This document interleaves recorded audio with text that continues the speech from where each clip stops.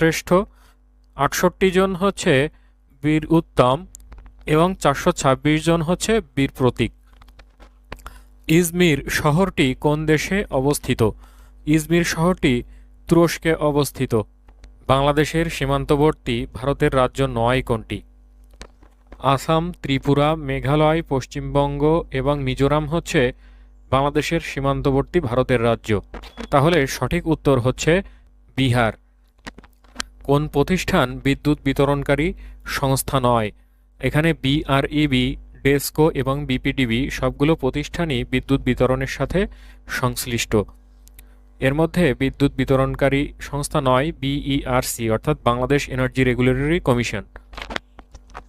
বাংলাদেশের জাতীয় খেলা কোনটি? বাংলাদেশের জাতীয় খেলা হচ্ছে হাডুডু। কোন মুঘল সম্রাটের সময় লালবাগ দুর্গ নির্মাণ করা হয়েছিল?